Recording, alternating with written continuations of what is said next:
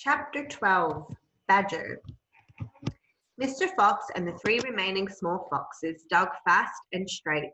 They were all too excited now to feel tired or hungry. They knew they were going to have a whacking great feast before long, and the fact that it was none other than Boggis's chickens they were going to eat made them chuckle with laughter every time they thought of it.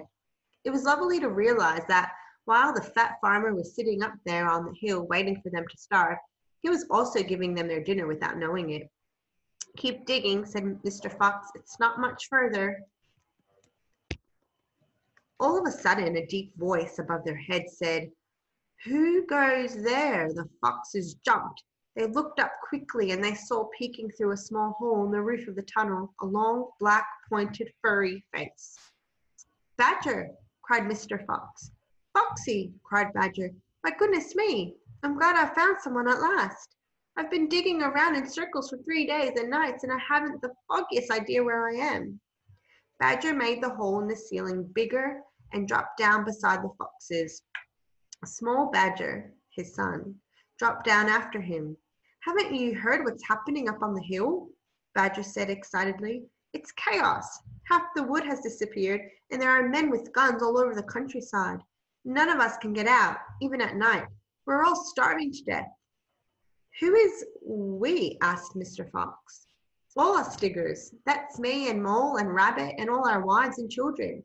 Even Weasel, who can usually sneak out of the tightest spots, is right now hiding down my hole with Mrs. Weasel and 6 kids.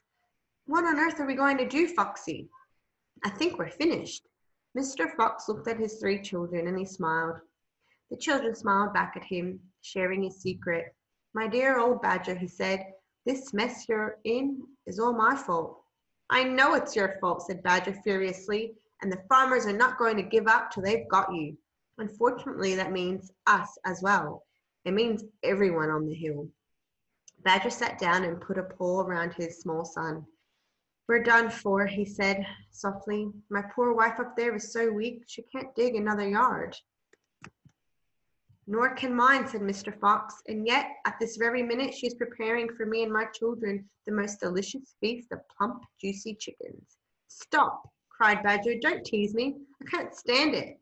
"It's true," cried the small foxes. "Dad's not teasing. We've got chickens galore." "And because everything is entirely my fault," said Mr. Fox, "I invite you to share the feast. I invite everyone to share it.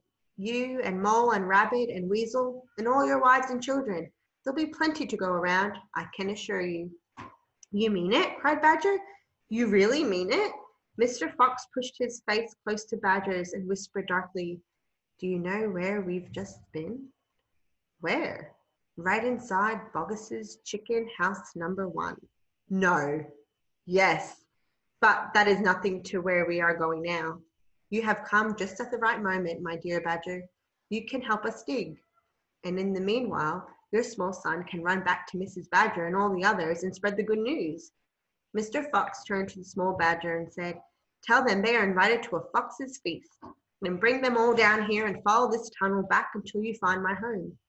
"Yes, Mr. Fox," said the small Badger. "Yes, sir. Right away, sir. Oh, thank you, sir."